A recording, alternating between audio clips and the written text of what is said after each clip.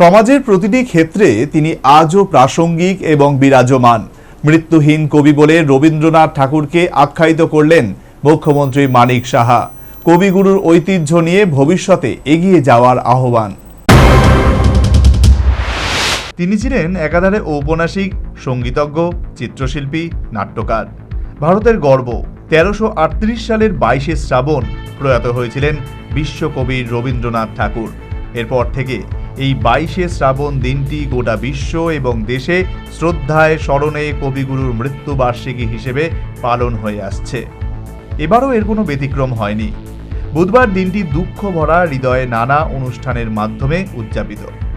এরই অঙ্গ হিসেবে রবীন্দ্র শতবার্ষিকী ভবনে সন্ধ্যায় তথ্য সংস্কৃতি দপ্তরের উদ্যোগে কবিগুরুর প্রতি শ্রদ্ধাঞ্জলি অনুষ্ঠান আয়োজন করা হয়।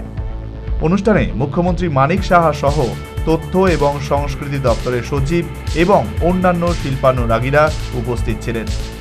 আজও সমাজের প্রতিটি ক্ষেত্রে তিনি প্রাসঙ্গিক এবং বিরাজমান।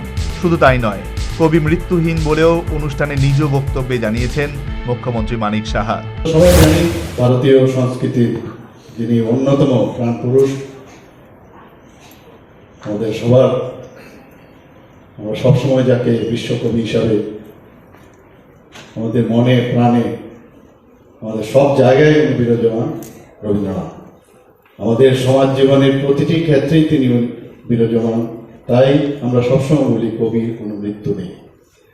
তিনি আছেন, থাকবেন এবং ওনার যে ঐতিহ্য, সেই ঐতিহ্যকে নিয়ে আমরা সামনের দিকে এগিয়ে যাব এবং সেটাই কিন্তু আজকের দিনে আমাদের প্রমিস করা উচিত। আমাদের চিন্তা, চেতনা, সংস্কৃতি, সমাজ জীবন, দেশপ্রেম সব কিছুতেই জড়িয়ে আছেন রবীন্দ্রনাথ। তার সাহিত্য, দর্শন ও চিন্তা ভাবনা আমাদের বিভিন্ন যখন সংকটকালে উত্তরণের দিশা সবসময় দেখিয়েছে এবং আমার পূর্ববর্তী বক্তা তারপরে অনুষ্ঠানের প্রত্যেক বক্তাদের ভাষণে ছিল কবি অনুরাগ এবং বিশ্বকবির সৃষ্টির স্মৃতিচারণ। সর্বোপরি বৃহস্পতিবার রাজ্যে শ্রদ্ধায় স্মরণে বিশ্বকবি রবীন্দ্রনাথ ঠাকুরের মৃত্যুবার্ষিকী উদযাপিত। রবীন্দ্র শতবার্ষিকী ভবনে তথ্য সংস্কৃতি দপ্তরের শ্রদ্ধাঞ্জলি আয়োজন। বিশ্বকবি রবীন্দ্রনাথ ঠাকুরকে মুখ্যমন্ত্রীর মৃত্যুহীন কবি বলে আখ্যা। Bureau report, news vanguard.